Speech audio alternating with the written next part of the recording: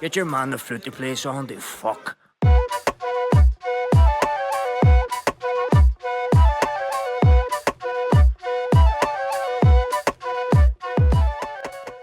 Dear Gwitch everyone, good evening, Tashiv, and welcome back to episode number 101 of the Inline G Flute Podcast with me, your host, Inline G.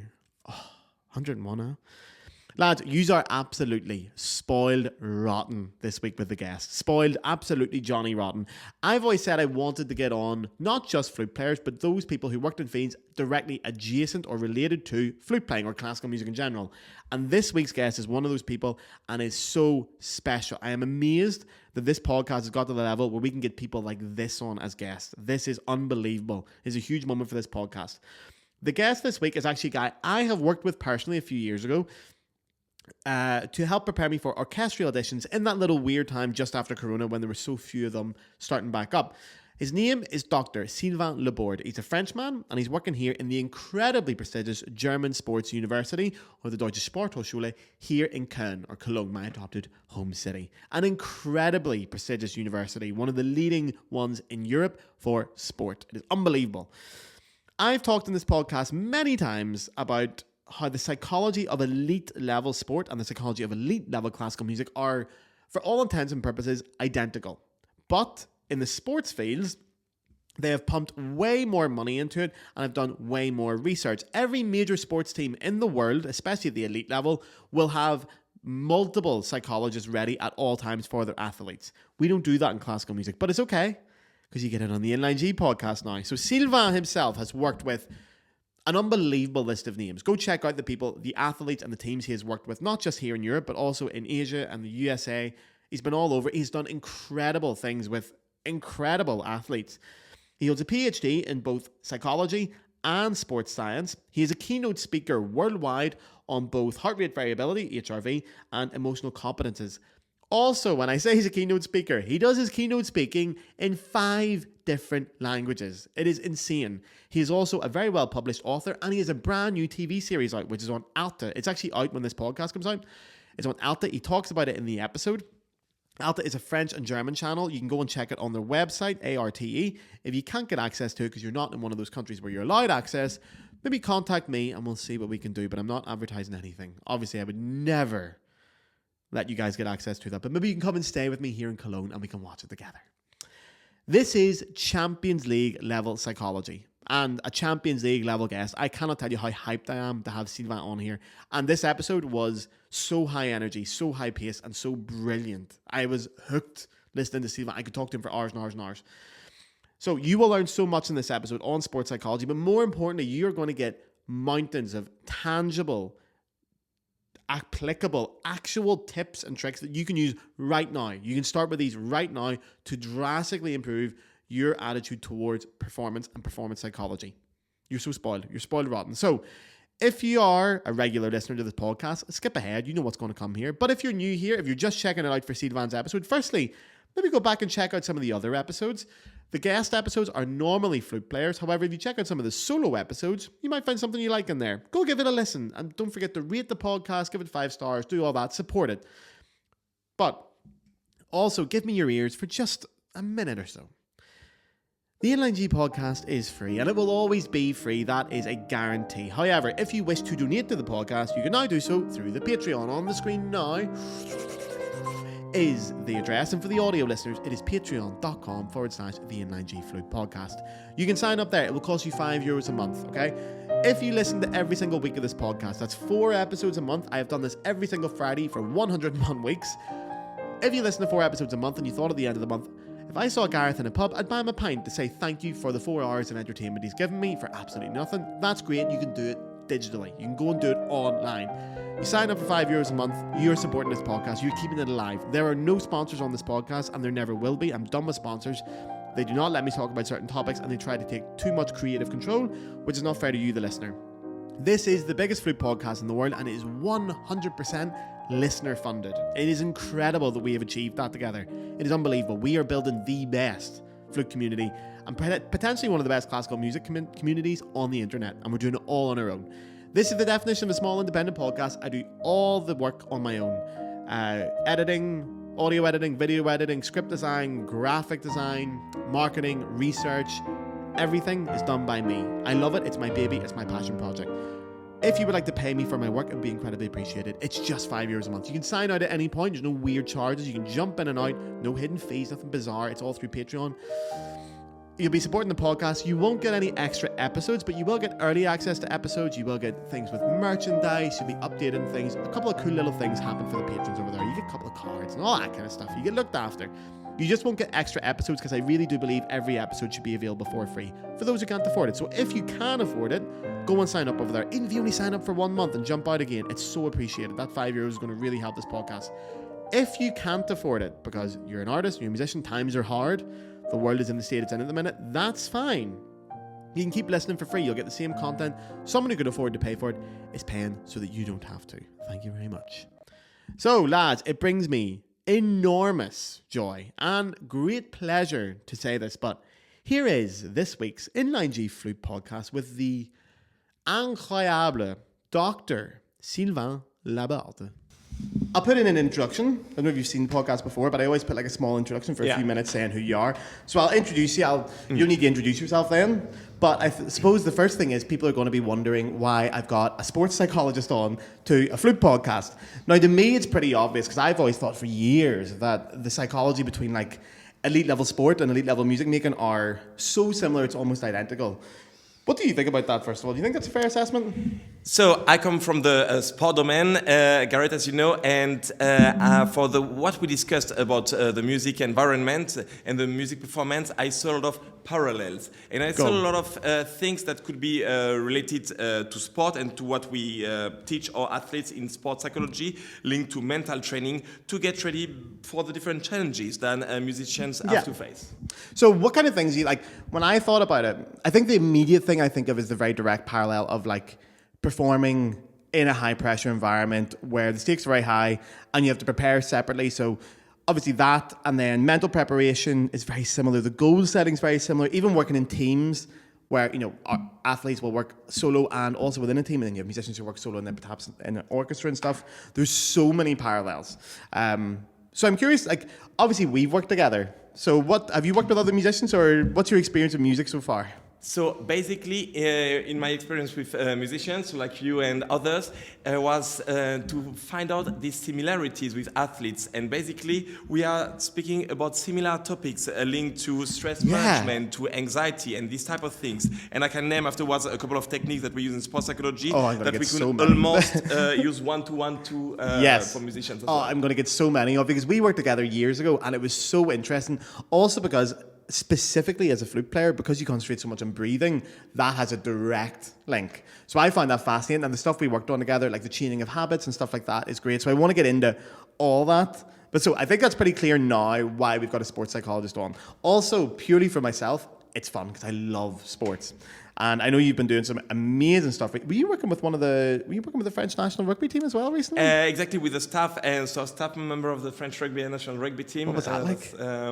Basically, you get insight from French national rugby at the top level, and that's very interesting to see the issues they have to face and how we implement. So my points are related to breathing and the so-called heart rate variability, this heart-brain connection. We'll talk about it as well. Yeah. Oh my goodness, yeah. But just working with the French rugby team, that must have been cool. So so I came with the French national rugby team thanks to so I have a very good friend, colleague, Michael Campo, who is the sports psychologist of the French national rugby team. Okay. And then I work basically on some specific topics like heart rate variability, emotional intelligence, and breathing techniques. This is actually an interesting topic, because I think we spoke about this last time a little bit. I think when I think of sport, I think specifically of football, but in football, it's been commonplace for top level football teams to have a sports psychologist since essentially the 90s is where it really started to take off. And I don't know of any top European orchestras, for example, who have a psychologist ready at all times for that. And it's amazing how far ahead sport is of music, even though it's almost identical. Like, it's ridiculous to me. So I find it very interesting in sports teams, and should be said then, because a lot of the listeners here are not going to be sports fans. I think the Venn diagram of flute and sports, there isn't much of an overlap there. I'm the only one in the middle. But sports fans will know psychologists are commonplace in top level teams. So in it. So nowadays, it's hard for top athletes to imagine performing without using sports psychology, without using mental training. It's kind of an intrinsic part. It became an intrinsic part of the training. Yeah, even like it doesn't even have to go to the elite level. Even like the mid levels and the preparation and the grassroots level, sports psychology is a huge part of the modern games. Exactly. We start already now very early in clubs. Already age children, age adolescents. We start very early, so that it really become like an intrinsic part of the practice. Yeah. What kind of stuff would you be working on with younger people? Would you still be doing your which we'll talk about and explain, but would you still be doing the same techniques, or is there different challenges for kids? So for kids, we do pay a lot of attention to emotional competencies because they have to learn quite early, for example, to regulate their emotions, to tolerate frustration, those kind of things happening during the games. Yeah. So we basically use the similar competencies as we try to develop with adults and adolescents. Then we also will develop them with kids, just using different tools. Basically. Okay. Do you know what? That's what I want to get onto straight away, because I've got 2 or 3 things I want to... Actually, I've got more than 2 or 3 things I want to talk to you about. But I'm going to start with emotional intelligence, because I told you just before we started recording, I tried to do a bit of research, and a lot of the academic stuff went straight over my head, okay? But when I think of emotional intelligence, I've heard that phrase before, but I would immediately link it to interpersonal relationships. So for me, correct me if I'm wrong, emotional intelligence strikes me as sort of being aware of your emotions and being able to express them. Is that the same kind of thing you're talking about? It's definitely part of it. So nowadays we conceptualize emotional intelligence. We conceptualize emotional intelligence into 5 main emotional competencies. So it definitely has to do with those that you mentioned. Okay, let's get them. And if I would sum them up, first of all, we want to be able to identify your emotions. So or own emotions from others. Then we want to learn to express them appropriately. Then we want to understand them, to regulate them. This is the biggest part for sport and music. And we want to be able as well to use them on purpose. For example, before getting on stage on music, being able to push yourself or to calm yourself depending on what you exactly need at this time. That is okay. Okay, so let's throw a hypothetical then at you. When you're brought in to work with teenagers or even the top level team at any age, what do you apply with emotional intelligence? Where do you start that whole process with a new client or team or athlete? So a very easy way to start with athletes and team, I like to take the entry door of breathing techniques. And breathing, as you mentioned, for flute players, extremely huge topic. Yeah. And mostly, I will sum up the main breathing techniques that are out there for athletes that we can also almost use one-to-one also for musicians. So if we want to calm ourselves, we use the so-called slow-paced breathing, meaning that we will slow down our breathing frequency. If we want to activate ourselves, we will use the fast one. Okay, so it's just a reaction to however you're feeling. If you're feeling... So slow-paced breathing is to bring the heart rate down, essentially to calm you out, and then the opposite effect. Okay, now you say slow-paced breathing. What are we talking about? What's the pace of breathing? So basically, we want to control the inhalation, so the inspiration and the exhalation phase. And when it's slow, we want to make it around, so like when we're speaking together, Gareth, our breathing cycles are around, let's say, 12 to 20. And if we, so 12 to 20 cycles, meaning one cycle is one time inhalation. And out. One time And that's 12 to 20 per minute then? Exactly. Okay. So that's like the average. So sort of every 3 to 4 seconds you're doing something around that, Yeah, exactly. When we want to put it down to slow, then we will reduce to 6 cycles per minute, which would be one in and out each 10 seconds. Okay. So essentially breathing in for 5 seconds, breathing out for 5. Close to that, we will try to have a longer exhale than the inhale. So rather 4-6. Why? Because when we breathe out, we are pushing the brake of our body. And when we inhale, we are pushing the gas pedal. So basically, we want to push, if we want to relax, if the goal is to relax, to calm us, then we will first, we will try to press more the brake than the gas pedal of our body. But is that something you have to train then? It's not something that someone could jump into straight away? To get down to 6, for example? Let's say that it's something that you can very easily learn and then implement. So you don't need a long training phase to get started with this. Okay. And 6 cycles then, is that a good kind of... 6 cycles would be like the right number to get you calmed down, basically. I am so curious. Okay, so I'm going to encourage everyone now to try that then. So 6 cycles means you're going to breathe in and out over 1 minute 6 times. Exactly. So if we want just to do it for the podcast here, so I will Yeah, be, let's try it. I'd love to try it. Yeah, let's do that. I'll be inhaling if we count unto 4. So, and exhaling 6 seconds.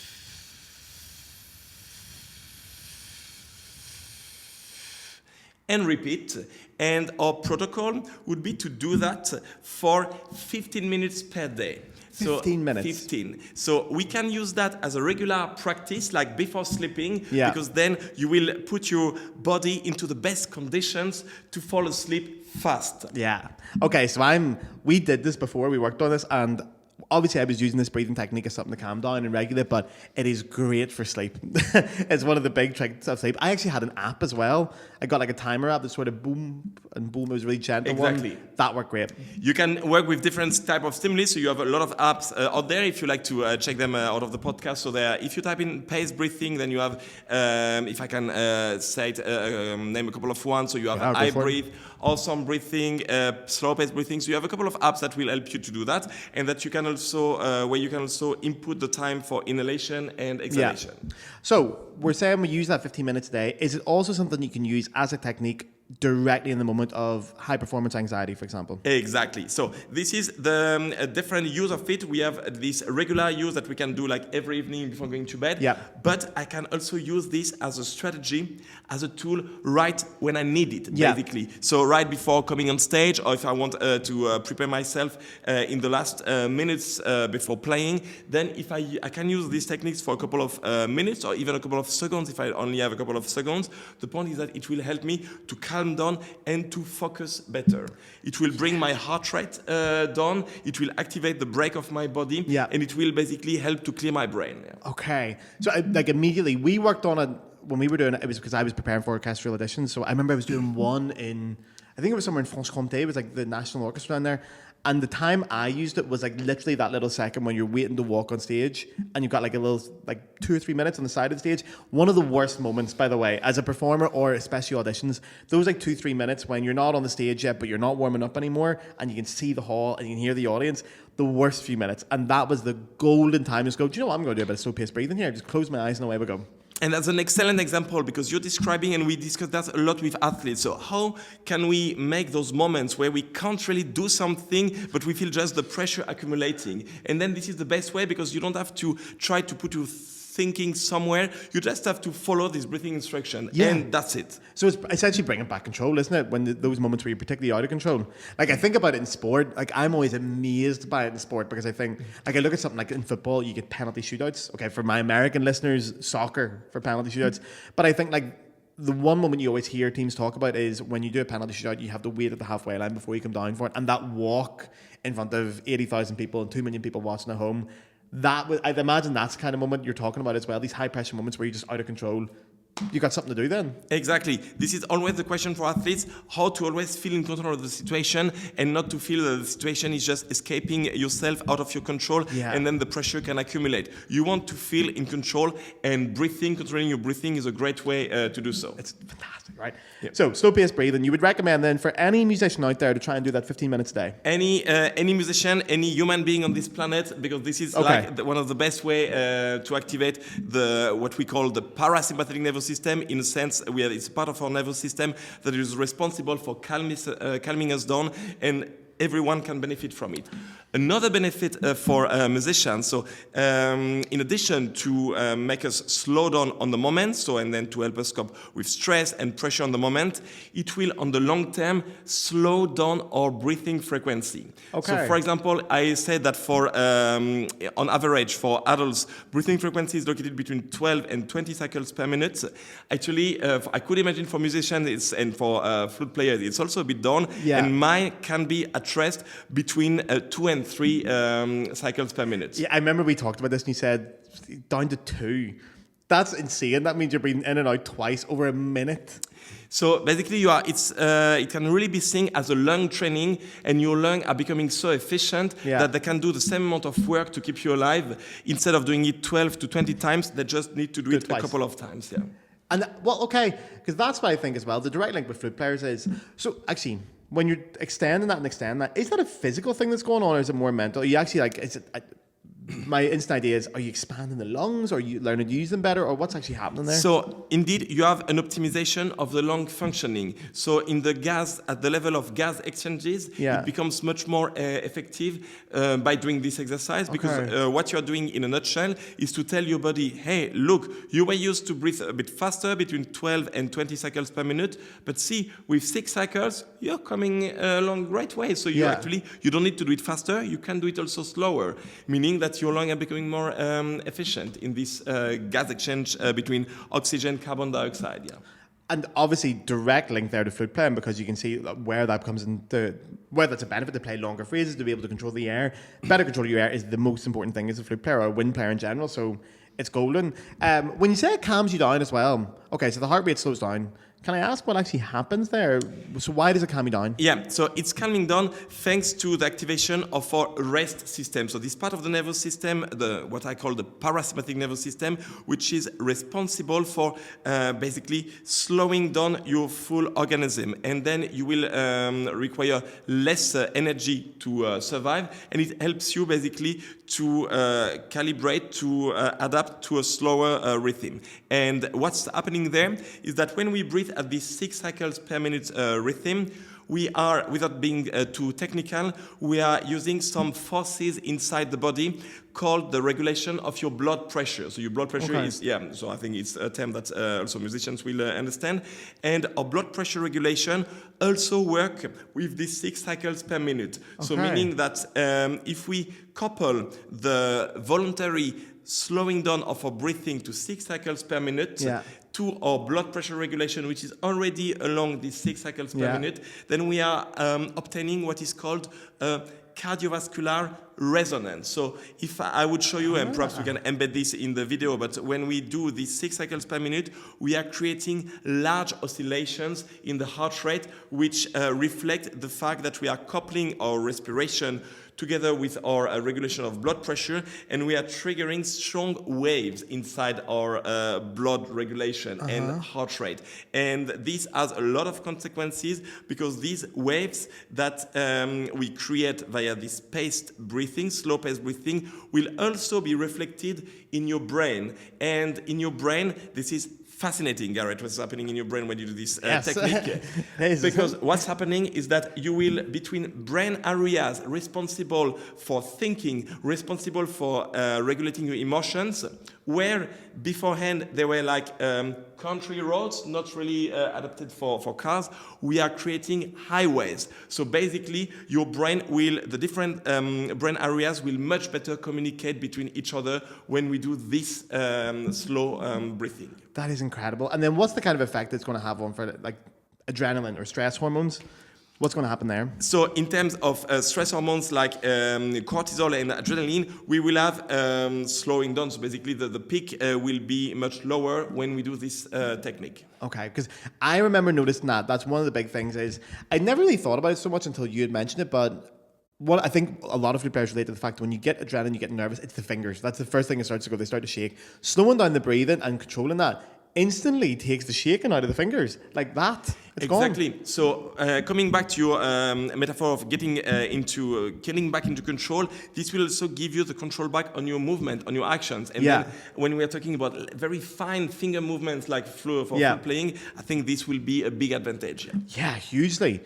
That's amazing. So yeah, there's two ways to use it then. You can use it as a daily thing, which I encourage everyone to do, because honestly, there's zero side effect to it. And the worst thing that can happen is you just start falling asleep better. Yeah, so we just perhaps, to be fair, have to mention this one. You can get dizzy if you breathe too deeply. So in this case, then we would recommend people directly to breathe less deep. And in this case, they solve directly the problem. So this is really the only and the main side effect that could happen from it. Yeah. Okay, and then let's say if you are using it in a high stress situation, for example, just before we're on stage, what kind of time could you use that for? Can you use it for 30 seconds? Is it effective? Yeah, so basically do it as much as you can. We are talking about the French national rugby team. So they implemented this technique into so-called bubbles. So as soon as they are not playing, the team was coming together in a circle and we're breathing for like 10, 15 seconds together and then coming back to the game. So really adjusting to the time you have. If you can do it longer, perfect. If you can't do it longer, then at least just do use it for a couple of breaths. Yeah. Well, even just 10 to 15 seconds, sometimes you're using it. At least you would do one. So perhaps grandmother said, okay, breathe deeply when you feel stressed. Then these are some common sense of breathing deeply, meaning so like and slowly. I would add so like to have this slow breath only on one breath. So like just exhale would if I start to exhale my hair, so air out now like. This is already pushing the brake pedal. So I love that metaphor, it breaks. I think that's fantastic. Amazing. Okay, so that's two great ways to use it. So let's go back to that then. So you're talking about emotional intelligence and how to regulate it with teams. So you're bringing in your breathing techniques. What would be the next thing along with that? If I may add, I would have a third breathing technique for you that I think is... actually, I will add two to that. The next one will be called voluntary hyperventilation. What it means, that hyperventilation, we may know that from actually anxiety states. When I start to get very nervous, then I start to hyperventilate, which means that I put much more air in and out that my body actually really needs metabolically. But I can also do that on purpose as an athlete or as a musician. What would be the benefit of it if I start to trick my body? So what's happening when we hyperventilate is that we will change the level of gases, so of oxygen and carbon dioxide. And if I play around with this hyperventilation, I will be able to exhale more carbon dioxide that I usually would exhale. And this means that I will trick my trigger to breathe in again. I explain myself, meaning that if you do this hyperventilation, the signal, the alarm telling you, hey, please inhale again, I need oxygen, will come much later. Okay. And perhaps you start to understand what the benefits could be for flute players, because if I take it for swimmers or for normal people, if you want to hold your breath longer in water, which of course then do it not perhaps alone at the beginning with someone next to you, just to for careful. But basically, you will be able to hold your air in water much longer than without doing this hyperventilation thing. Just before that moment where your brain goes, right, we have to breathe in now. Exactly. So for a flute player, I could imagine if I translate those findings, then you could just play longer. Straight away, I can see the benefit of that. Okay, so how can we implement that? Basically, and we can also do a demonstration. In this case, it's not only breathing faster, because you can breathe faster and shallowly, like... Or I can breathe faster and really, but deep. And then in this case, we would be more speaking about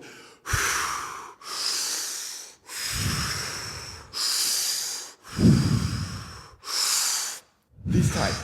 And then if I do that for 1 minute, then you will feel dizzy. But this is I'm starting to feel a little bit already. You will need to control this effect, but you will feel a little bit dizzy.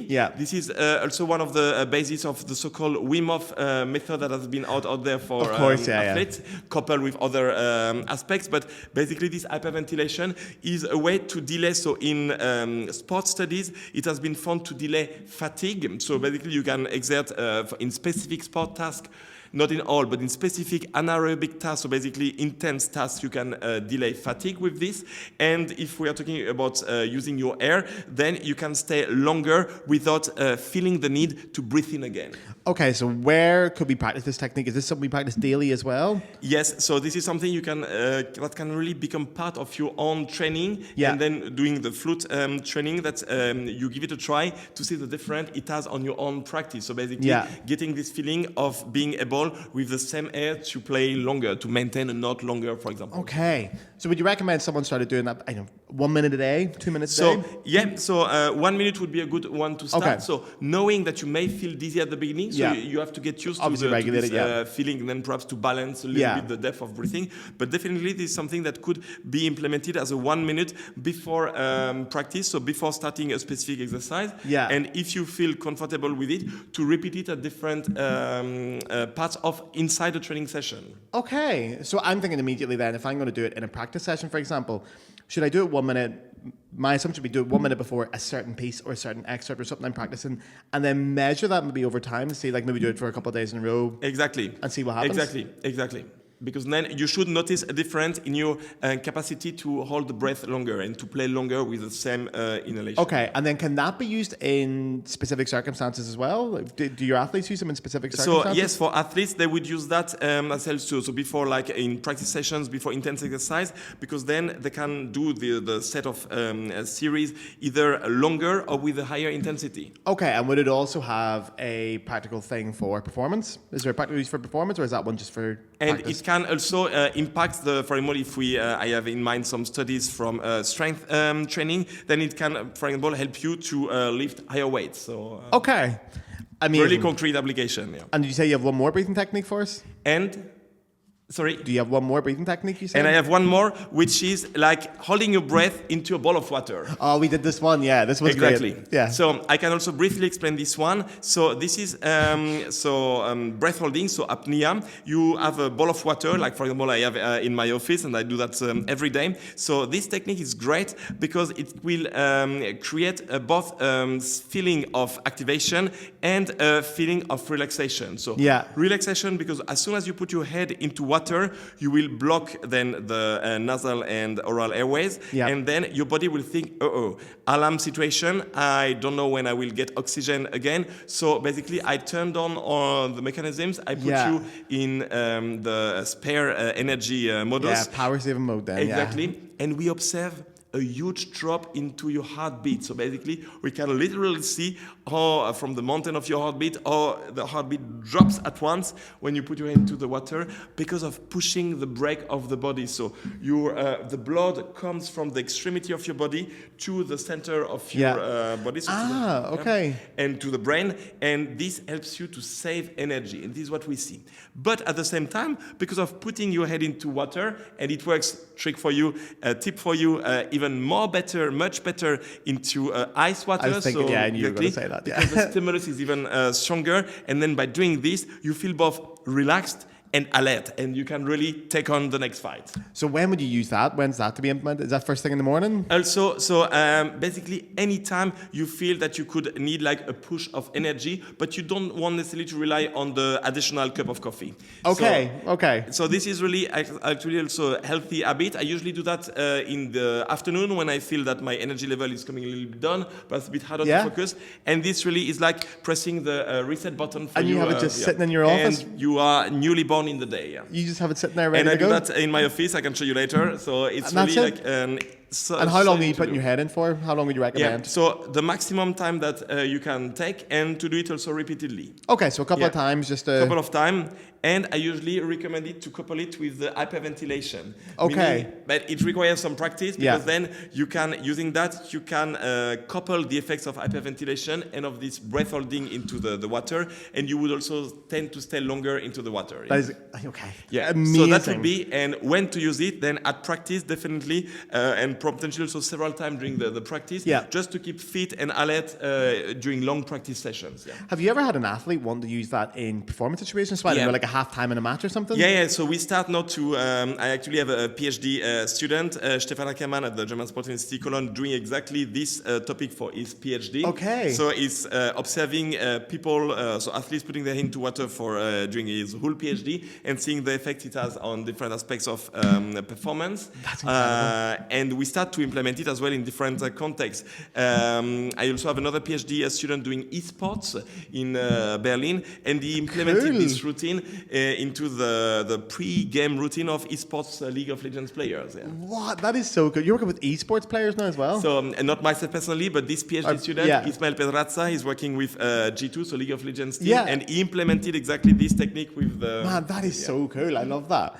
Okay, so that's a lot of breathing techniques to work with, which is a treasure trove for everybody out there, especially for musicians. So thank you for that. Okay, so breathing techniques is one thing. Let's go right back then. So if we're talking about developing emotional intelligence and things like that with a new client or new thing. So you've got your breathing techniques. What else? What else would you recommend, or what else can you do? So what I would definitely recommend to do is to combine the techniques that that I just introduced and that I can also introduce later with an objective physiological marker of self-regulation. Okay. And this is to make the type of mental training techniques more visible for the athlete or for the musician. Okay. And for this, we just need to use like a heart belt. Yeah. That we connect to a smartphone app, and with the app I will be able to measure. So what people already know is the heart rate, but beyond the heart rate, which shows me my global activation level, I will be able to detect the so-called heart-brain connection. Yes. And this heart-brain connection will tell me what's the level of self-regulation that I currently have in myself.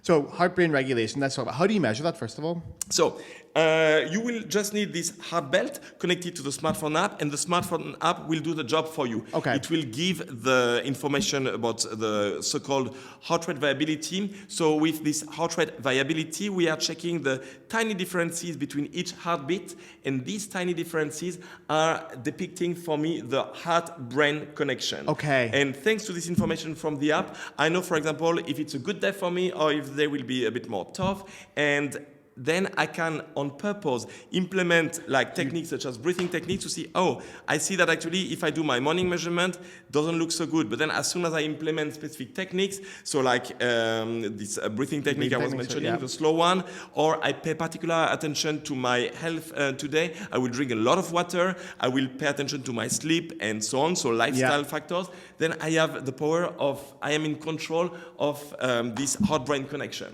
That's incredible. Okay. Because we did that a little bit as well, and I found that absolutely fascinating. So, anything else you want to say about heart rate variability or all that kind of stuff? So this is like, I think, a good introduction for our listeners, just to get attuned that there is a way to measure this self-regulation in every person, and this is also a variable that athletes take into account. So the way athletes do it is like to measure it first thing in the morning every day, so they can get a first picture in the day, and they can feature and adjust their training based on this measurement. So the application for musicians, I have to say, I don't really study about it, but it could be like a great opening so that to start to measure this self-regulation. So during practice, to better understand how the system reacts to specific pieces or to specific times during the practice, and to see, okay, then instead of just continuing to play as usual, do I need like to do a breathing technique? Do I need to put my hand into water? Do I need to do some slow breathing, just to introduce a little bit of adaptation into my training session? So instead of just playing flute, and then I would be able to also manipulate my autonomic nervous system to improve then the benefit I can get from the training. Yes, like I'm saying straight away, like if I think of going into a practice session and certain pieces, I don't know, like the Voliere from Carnival of the Animals and things like that, when you go to practice that, instantly you're like, oh God, here we go. And being able to measure that, if I had a number to put on that of how strong my connection is and how I could adjust that, that'd be incredible. That feels like all the work's taken out of it. There's no more guessing involved with the emotion involved and everything then. I mean, there's still a subjective aspect that we need to take into account. If you say, okay, I don't like a piece, then of course it will also be reflected. But at least, as you say, so you can put a number and you can potentially work around this number. And potentially before the next piece that you don't really like to practice, then I will tell you, okay, perhaps just to refresh your attention, we do one time your head into water, and at least you will have a fresh perspective on this one. So I love this. Identifying the problem, having your tools ready to deal with it. Okay, so when you're talking about the belt to buy, to get, can people buy those belts to measure their heart rate? Exactly. So we have a couple of brands out there. Perhaps I can name a couple of ones. So they mostly come from Finland. So we have, for example, Polar. It's a very known one. So then we have Garmin, Sunto, and those can be connected to smartphone apps that we can potentially put them in the note of the podcast as well. And such as called HRV for training or Elite HRV. So those are apps that are quite straightforward to use. We connect them with the belt, and then we can get this measurement to afterwards direct our practice. I love that. I'm definitely going to get on that as well. That's fascinating.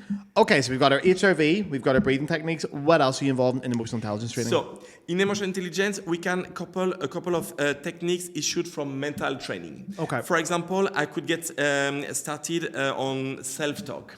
Self-talk is a great technique to direct your thoughts when you have the feeling that your thoughts are being counterproductive to you. Mm-hmm. And then we have different types of self-talk. So it's a way, for example, you will learn to motivate yourself, and you will learn also to listen to the different voices within you, potentially voices increasing anxiety, voices increasing stress, and then you will learn how to tame down those voices and then to increase the motivational voices in you. And this is, in a nutshell, what self-talk is about. about. And to help work with self-talk, I myself have the tip to work with inspiring motivational quotes. So then we can figure out together what's your preferred book author, what's your preferred singer or whatever. So anyone in particular inspiring you, and then look, okay, are there any sentences, quotes from this person that could potentially particularly relevant for you and that you could have integrate into your self-talk to push you when things get tough. Yeah, I remember doing this with you actually, and what I did was I'd found all my favorite quotes from various musicians and sports stars, and then I'd handwritten them on little cards and put them in my practice room. So they were always there, and then I could just look at them, I could hold them. I think writing them as well really worked for me, to handwrite them myself and copy them out, and they were just lying around the room. Different quotes on being a musician, what music means, motivational quotes from sports stars and stuff like that. Things that my favorite sports stars, and if I know they're saying it, it resonated with me, and I just had them lying around. Exactly. And the great thing with motivational quotes, inspiring quotes, is that we can really individualize them. So I would first spend time with you to check, okay, what makes you tick, what resonates with you, what are you looking for, and then you will get us a little homework to go explore these different quotes. Then, as you said, so putting them as notes, so everywhere you'll see them at practice, next to your instrument, where you store your instrument and so on, is great, because then you will increase the likelihood that you will come in contact with these motivational quotes, like on an everyday basis, can be put on your fridge, next to your bed, and then basically they are kind of populating your mind, and instead they will also help when negative thoughts come, then to fight them back with this kind of inspiring quote. No, I know how to deal with these situations. I've been there. I know what to do, and I know what to think in this case. Yeah. Well, you recommend people memorize the quotes? So of course you can try to memorize them if it's not so too long, and then that can bring you like this mental anchor. So definitely a couple of them you could try to memorize, and then if it becomes too much, you can also then just rely on those different notes that you could put at different places that you would look into. And as a lot of tips also about this, I would recommend also to create like a jar of inspiring quotes. Let's say you put 30 into them, and for 1 month you will pick on an everyday basis, each day, a new inspiring quote that you wrote for yourself. It's each day a new discovery, so like you get a little dopamine shot, get a little reward. You start your day with a dopamine shot. Yeah, I love that. And it's fun. It's really fun to go and find them as well, because I really enjoyed that process. Indeed. So this is definitely something we can recommend. Then I would definitely recommend to dig into the topic of performance habits. So basically, to explore the performance habits topic, which we have been also working together, is to harness the power of habits. Habits, short definition, we are talking about automatic action that you always do in response to stimulus, and that will spare you energy. So basically, when things are established automatically as habits, then we don't need motivation anymore. We don't need to think about them. We'll just do them. And this is where we can really strongly harness the power of habits into designing very fitting, cutting-edge morning routines and evening routines. Why morning and evening? Given these 2 points are like the most stable points in our lives. During the day, plenty of things, plenty of fires can happen, and you're never really fully in control, but you always wake up and you will always go to bed. So we just discussed what we need to do when we go to bed, so like things that will relax yourself, like these slow breathing techniques. At the beginning of the day, I would need to activate myself. So I would like look into things like brief physical activity, not too exhausting, but brief physical activity that will help to activate myself before starting the day, and to put me in the best conditions to start the day. So I think when my morning routine that we had worked on, I developed one that was shorter than I thought it was going to be. My morning routine took like 10 to 15 minutes maybe. It was I think my very, very, very first thing was when I opened my eyes to stop going on TikTok, which was a big one, because normally I just wake up and straight on TikTok, doom scrolling. First thing was drink a glass of water. And that was a great one. Like, and it didn't take long to implement that as a habit. Just go, right, I'm going to wake up. Not even go for coffee, just straight away, just glass of water. Easy. This is an excellent one, Garrett, because this is an easy one first. And then by accomplishing things like this one, we are setting the stage for a great day. Why? Because accomplishing things, just reaching things like this will set us a reward in our brain, this dopamine shot, and then, ticks. And this is why, for example, I love to work also with to-do lists, where we just tick things off. I was about to say this, Because then this gives us this feeling of accomplishment. We reach a goal, and then we go to the next one. And then, as easy as it is to drink a glass of water, my body needs water after a full night. I need to drink a lot of water during the day. So why not start with it? I like to call it the inside shower. That's a nice one, And I love the idea of ticking it off. I did that every single morning where I'd have my morning routine just as a note on my phone, and I would just put a little tick when I've done it. Because again, you might think, oh, I don't need a ticket, it's no point. But it is the point of getting that little dopamine shot of going, yeah, I've done it. And the tick's there and I've seen it. That's the reason we do it. Exactly. So you can do that with a lot of, so either with simple note on your on paper or on your smartphone, and you can also, there are a lot of apps out there for habits, and then they give you this additional dopamine when you tick them off, and you get a noise, you get it, yeah. Exactly. The whole gamification thing that actually also can help to stick to behavior. Yeah, and that's a great, so yeah, mine was water. Making my bed was a great one as well. That was a great one because it's useful in general. I did a very brief workout, but I think it was like a 3-minute or 4-minute workout. It was something very, very brief. I could do it in my pajamas, and it didn't need any space or room to do it, and it was not for fitness purposes. It was for waking up and giving myself a good mental start. And it's great that you say this, Gareth, because we want to distinguish this from what you do already for body strengthening and other fitness purposes, but just to wake up your body. Yes. So we don't need any space. We use body weight to do a couple of exercises. Yeah. And that's enough. It's just enough to get you started for the day. Exactly. So, yeah, and there's loads of apps out there for that. They're like these little 30-second exercises. They were not exhausting at all, but it just got me going. So I did that. Exactly. I did my water, make my bed. I did the 30-second workout, or 3-minute, 4-minute workout, sorry. And then I actually incorporated Duolingo into that at that time, purely because I was really motivated to learn German. So I thought, this is my time to do my 5 minutes of Duolingo. So it was, but I remember getting to the point where it was genuinely automatic, where the minute I finished my last exercise, I was right, Duolingo now, and all that was done in 10 minutes. And I felt great. My day was off to a flyer after that. Because then you get this succession of dopamine shots that really make you feel productive. You can look back, and you can look back to the post last 15 minutes and see, wow, I already did all that today. Then let's continue with this. And on the contrary, so if you take social media scrolling, then if after 15 minutes you find yourself still scrolling, okay, you don't get this motivational push to, okay, let's get to something. It's much harder. But when you just add this series of successful action, then you get into this momentum. Yes, and that's where I suppose to-do lists and all come into that as well. And that's also what I noticed is you get the dopamine shot and you're straight away, while the dopamine's there, you're motivated to do the next thing because you're feeling great. Exactly. So then you're happy to get down to the next one. Exactly. And the thing I love most about the morning routine was I could take it anywhere. So when I was going for auditions, if I was going out, you can do it in a hotel room. You can do it in someone else's house. You can do it anywhere. That little 10-minute thing that I did every day worked all the time. Exactly. And it was something I could bring with me. And then the evening routine, I think mine was doing the breathing was the very last thing I did. And actually, was that kind of it? Did I have anything else in my evening routine? Because I still have that now.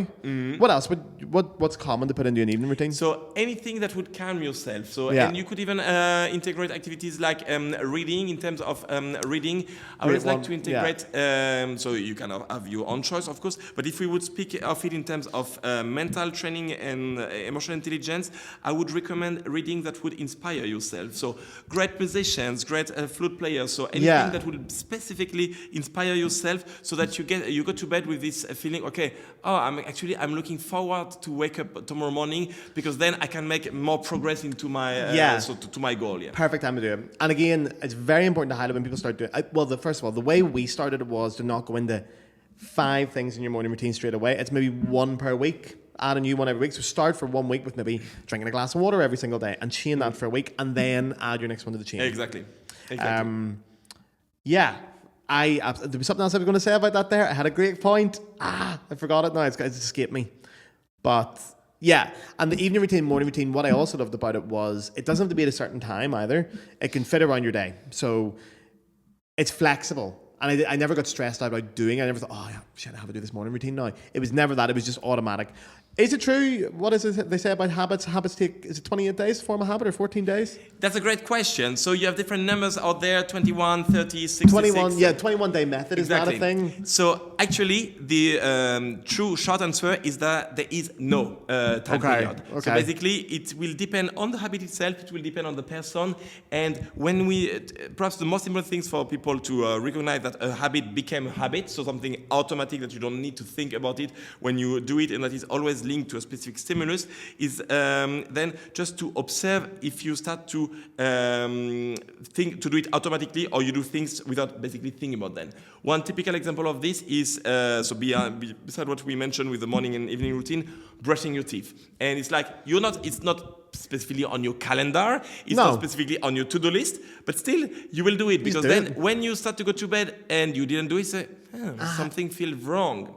Yeah. And we want to reach this stage. And it's feasible to reach this stage with any action if we then take the time to develop them as a habit. So we need a certain amount of repetition. Yeah. I can't give you a number because there is actually no number. But that's good to know. So that's important to know. But then you just have to stick around and always have the very same repetition, the stimulus, for example, waking up, glass of water, waking up, glass of water, for as many days as it takes, so that it starts to feel wrong. Say, my glass of water. Yeah. For example. That's it. Okay, great tip. Okay, so we're running out of time here. A few minutes left. Anything else you want to mention on the whole? What's the next steps around the emotional intelligence thing? Is there anything else you want to mention? So around the techniques? think one thing that we already touched upon and that you already also mentioned with habits is goal setting. So a lot of things to trigger my motivation. And let's take this as well inside the practice session. So basically, I will set myself goals. And not only long-term goals like getting this big audition or playing with for this big orchestra, but like, okay, what's my goal for today? What are my goals for today? And we would recommend to set goals like also with a to-do list, like in the evening before the day. So actually, the best morning routine starts in the evening before. Because you start to plan already your next day and your brain can sleep on it. And it's not only a saying. So we have also studies from psychology showing that by doing your to-do list and setting your goals on the evening before, you will actually sleep better and you will have a better start in the next day. Amazing. So what way would you recommend people measure that or record that? So here, typically on paper, so to write it down on paper in the evening before or on your smartphone, and then your brain will already process, okay, not only writing down, but okay, how much time do I need that to do that, and what's the priority of doing this? And this is already setting the goals for the next day. Yeah. And then we come back into this story of momentum, of getting things done, and then you are pushed to do the next thing. So Also, just a fun question on that then. When you're saying setting goals for the next day, if it gets to Saturday night and my Sunday, can I put down as a goal, take a day off? Is that a goal? Chill, relax? Recovery is extremely important. So we need to figure out recovery definitely into our schedule. If I would think from an athlete perspective, it would be good to already have more of a vision beforehand of my of week and month. But then spontaneously, and this is also the purpose of this daily self-regulation measurement with heart rate variability. Even if my plan says, today you need to train hard. Yeah, but actually, I'm checking my heart-brain connection, heart rate variability. It says, no, I should not be doing that because this could be actually counterproductive. And this is where you can adjust your recovery time. But then I would say, take a day off, but then make it effective in the sense, do things that will do yourself something good. For example, if you have been drinking a little bit on Saturday night, pay attention on the next day to drink a huge amount of water. Pay attention to do the slow breathing technique to basically help your body recover. So taking a day off, I would say, from my sport perspective, would not necessarily mean doing nothing at all, but also have a plan of doing a couple of things that are good for you and that you know are good for you. Oh, well, that's an age-old thing as well, isn't it? Like people say about the best recovery for hangovers and stuff. Like being Irish, hangover recoveries are one thing I'm expert in. And the one thing I always say to people, if you want to get over hangovers, get up and do one thing, one activity for 20 minutes. And that works. So that one I know already. That's great. That's incredible. Okay. Anything else you want to throw in here before? I'm going to let you plug everything for the last minute, but... So I think we discussed the main techniques that I wanted to introduce about breathing techniques in general. We talked about HRV, so this heart-brain connection. We talk about different aspects of mental training with goal setting, with self-talk, with performance habits. These are all amazing. So that's so much to implement. I could add also for music players and a big one for athletes, so imagery. So basically the visualization of a performance. Your goals. I think this one is really worth mentioning as well and a key component of mental training, and it would mean, and it will also help to regulate emotion. So if you can, in your mind, you were talking about this terrible moment, getting into the hall and nothing happening. So if you can get this scene already visualized beforehand a couple of times, then this will help when you really come into it. Say, actually, I know that. So I've been there in my head already plenty of times. And in a practical sense, that can be Googling the venue, looking at pictures of it, going down before taking pictures of it, knowing the way from the warm-up room to the stage. If you can find that and get a picture of it beforehand, you're sorted. This is so amazing tip, Garrett, because indeed, so it's really making the best out of the time that you will get. So if you can't be there person in person, Google it. So and Google then it, yeah. Google the person that you might meet, because then when you really come into the place, it may look a little bit different than on the picture, but at least It's not your alien. brain, Yeah. will be prepared for this. Yeah. That was a brilliant trick. I did that for an audition once, and even just knowing what the warm-up room looked like changed everything for me. Suddenly I was like, okay, I can control this. I'm in a good environment now. And we're very back, simply done. And we're back into the story of controlling. Control. Actually. That's it.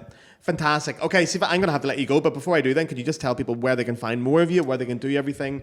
You're on social media? Yeah, so social media, a lot of on Instagram, Dr. Sylvain Laborde. I'm also on LinkedIn, and every week I will be posting news about heart rate variability and this heart-brain connection. And I can also announce some current news. So I have a TV documentary. Which will be out by the time this comes out. Exactly, so on the TV channel, a French-German TV channel with English subtitles, Arte, so we can potentially post the link. And actually, I have a book in preparation with an American publisher on this heart-brain connection, heart rate variability, that will be out next spring in 2026. Oh, my American listeners will be delighted with that. And the documentary on Arte, what's it called?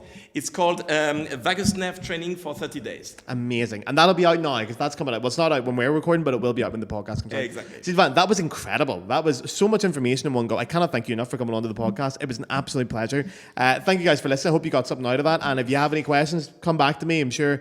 And we can get Sylvain to answer them again at some point. Thank you very much, everyone. I'll see you next week. Thank you so much, Garrett. Bye-bye.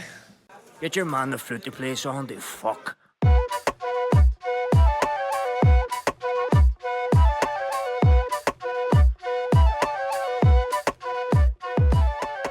Bien trop croqué, hot le druid.